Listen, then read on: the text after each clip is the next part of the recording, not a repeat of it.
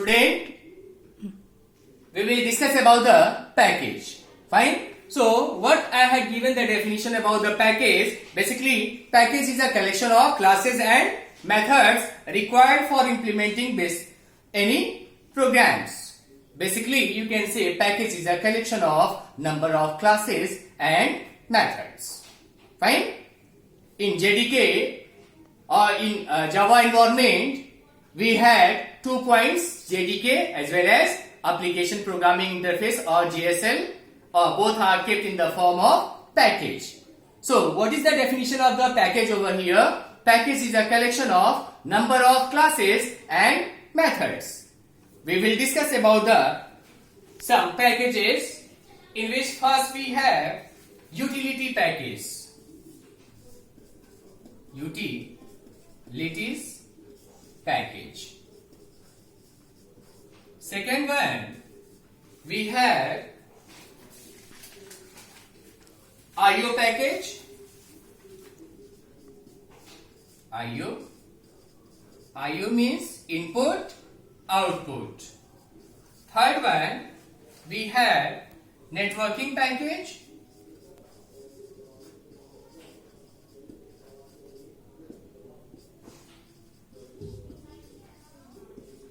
Fourth one, AWT package.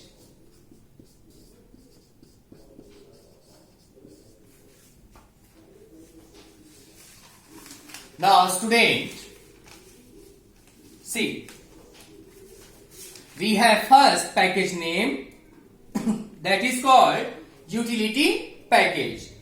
So what is the meaning of utility package over here? A collection of classes to provide utility functions such as date and time. So if you have to take in your programs date and time, then in that case you will have to take the help of utility package. To get to take the input as well as output, you are having your package name input as well as output package. Likewise, if you want to share your information from one machine to another machine, for that you will have one package that is called networking package. And last one we have abstract window tool. Basically this package is originally designed for the graphical programming, and it contains GUI, graphical user interface. And we have one more package name that is called language support package. Language support package. So what will happen in this package, student? This package will provide you features to implement any programs or any functional requirements of any programs in Java. Suppose to be you want to implement any functions of any others programs, then you will have the requirements of the utility package. Or you can say a collection of classes and methods required for implementing basic features of Java. A collection of classes and methods required to implementing basic features of Java, that is called language support package. So it was the concept about the package. Student, we will discuss about the Java virtual machine.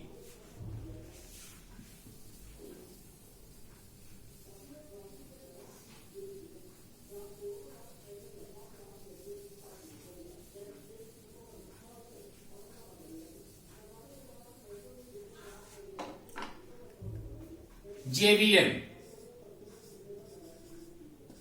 This is called Java Virtual Machine.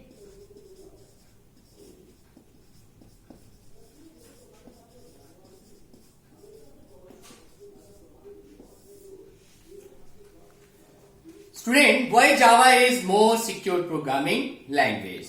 As we know that Java uses both types of translator, compiler as well as interpreter.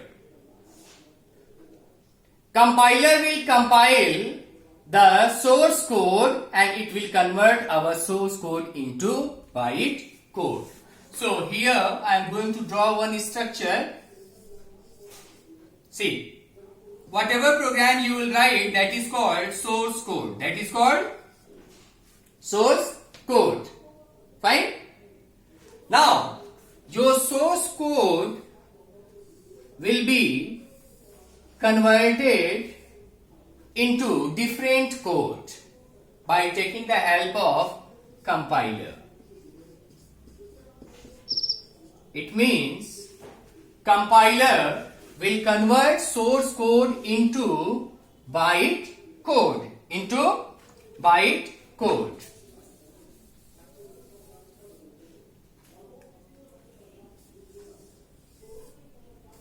It will convert into byte code. This is your virtual machine.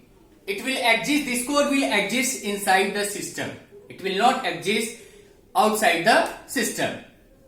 As we know that your computer understands only machine code. So, byte code is not your machine understandable format of machine code.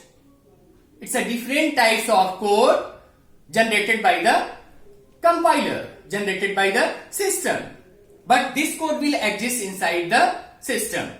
Next time, your byte code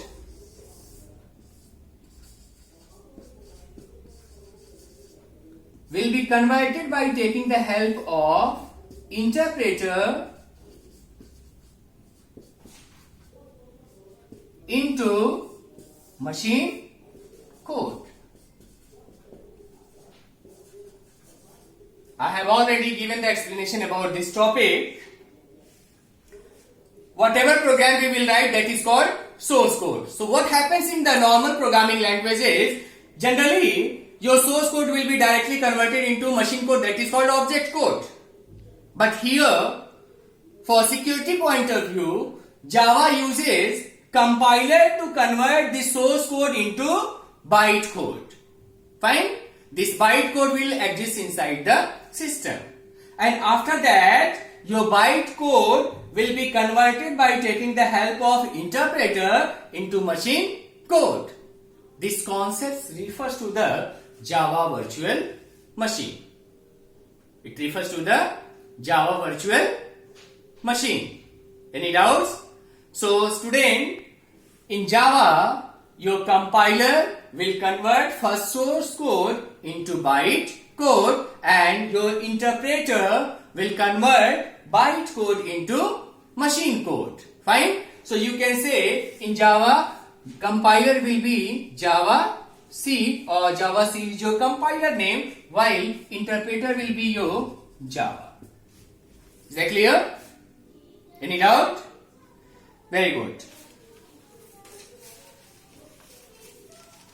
Now, we will discuss about the Java character sets. We will discuss about the Java character sets. Student, a Java program contains sequence of characters to represent a statement and belong to its Unicode character set. Fine? It means whatever programs we have to write in Java or to write any statements in Java programming, we use different character sets. And these character sets belongs to the Unicode. It belongs to the Unicode. Fine? Let me tell you the standard definition of the character sets. A set of character sets, or you can say a set of valid character that a language can recognize, is known as character set. Like you write A, B, C, D, all are the valid characters. And these characters will be recognized by the Java programming language. This is called character sets. So what is the definition of the character set? A set of valid character that a language can recognize is known as character set. Fine? Now, what about the Unicode? A 16-bit character code that encode characters used in the language is known as Unicode character sets. Fine? Means whatever character sets we design that relates to the Unicode. So whatever character we are using to write any type of statements in Java programming that relates to the Unicode. Now student, a character set supported by Java can be categorized in different forms. So what could be the part of character sets? Like alphabets, digits and white space characters. Alphabets you guys are knowing. We are having 26 alphabets, capital as well as small, means capital A to Z and small a to Z.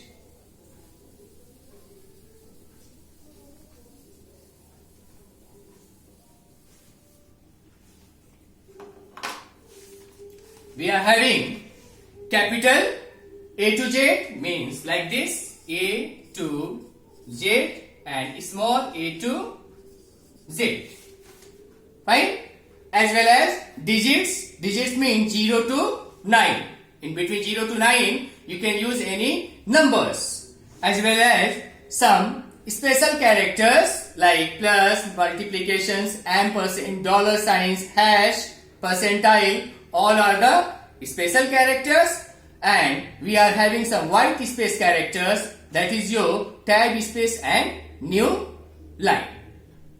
That is your tab space and new lines. So you can say the character set supported by Java can be categorized as follows. First one alphabets, second one digits, third one special characters and fourth one white space characters. In alphabets, your alphabets will come capital A to Z or small a to Z. Fine? Your digits will come between 0 to 9 and special characters will come under the plus, minus, multiplications, divisions, ampersand, hash and etc. And white space characters will come like tab and new line. Student will pay attention on Java tokens.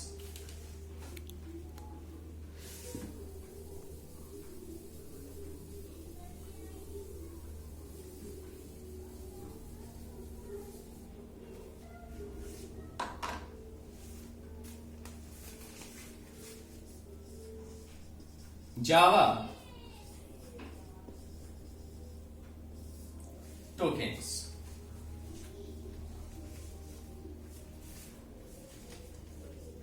First one we have keywords. Second one variables. Third one literals. Fourth one literals or constant. Fourth one punctuators or separators. Punctuators.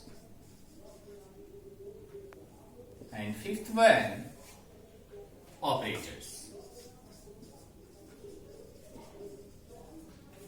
Student, we are having keywords, variables, literals or constant, punctuators and operators. So what is the meaning of Java tokens? The small entity in a program, or you can say the smallest individual entity in a program to perform operation is known as Java tokens. Or the smallest unit in a program is called Java tokens. You can say anyone, the smallest unit in a Java program is called Java tokens, or the smallest individual entity in a program to perform operation is known as Java tokens. Fine? Now Java tokens is classified into different types. First one we have keywords, variables, literals, punctuators and operators. As we know that student, Keywords. Keywords are set of reserved words and it is utilized by the programming language. I had already discussed with you in the previous lecture, previous class. Keywords are the reserved words that can be utilized by the programming system or programming language. These keywords will never treat like as variable. These keywords will never treat like variables. Means you can't use these keywords like variables.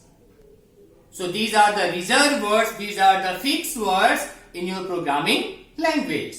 For example, integer, float, character, return, print, all are the different types of keywords. Fine? So what we can say, keywords are the reserved words and these keywords cannot be used like a variables. Clear? Now student, we have variables. In maths we have two types of values. Variable values and constant values. So the meaning of constant value, which value will never change. This is the meaning of constant value. While the meaning of variable value, which value will always vary, which value will always change. This is called variable values. Are you getting my point? So, why do we use variable in our program? Because once we design any program, once we develop any program, the purpose is not limited for the particular input. Suppose to be, I am giving one program to develop to find sum of two numbers. So you will not specify only 2 plus 3. Because every time your result will come 5. Your program should be globally. Means, if I am giving any two types of number, your program should have ability to generate addition of any two types of number. So, from that point of view, you will have to use variable values. And the meaning of variable values, which value will always varies, always change at run time. This is the meaning of variables. Clear? Next one we have literals or constants. Of course, constant means which value will never change. So we are having different types of constants, literals. Fine. That is your first integer literals. What we have? Integer literals, and integer literals means I have given 3, 4, 5, 6. This is your integer values. If I write 3.5, so in this value 3 will be your integer part and 0.5 will be your decimal part. This is called fractional part. So it's divided into integer literals and fractional literals or floating literals. You can say it's divided into two parts, integer as well as fractional parts. So in integer parts your integer value will come, while in fractional part your decimal points will come.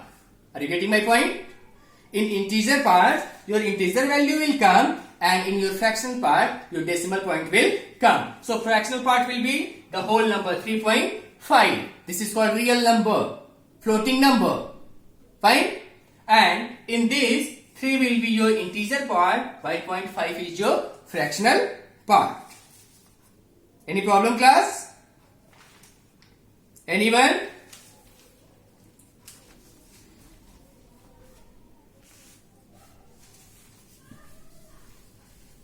Pay attention on literals.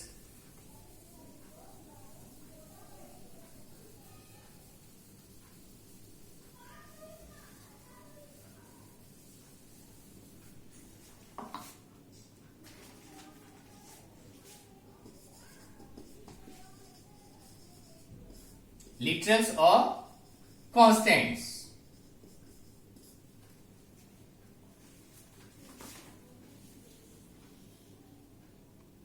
We are having integer literals or you can say integral literals, integer literal. Second one, floating point literal.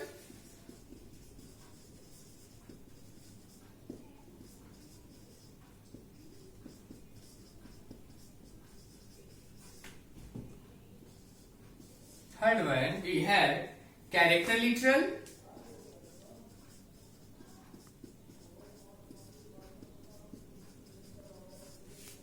Fourth one, string literal.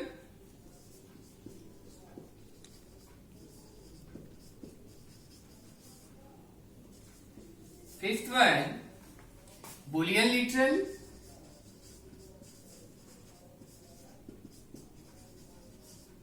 And last one, null literal. Null literal.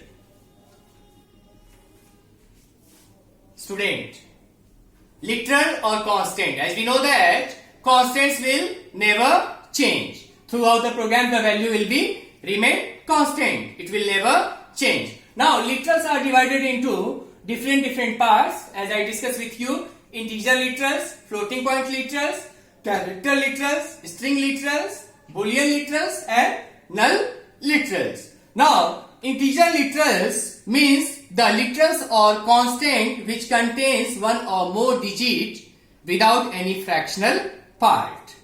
Signed positive or unsigned negative is known as integer literal.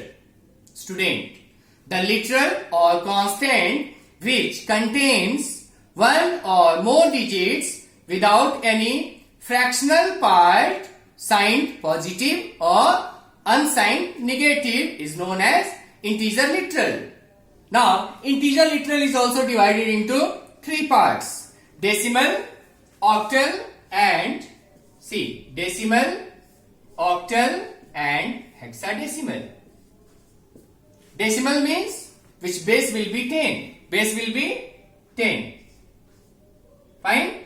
Or you can say, if I write like this, the base will be 10. The number will come between 0 to 9. Number will come 0 to 9. In the case of octal, the base will be 8 and the number will come 0 to 7.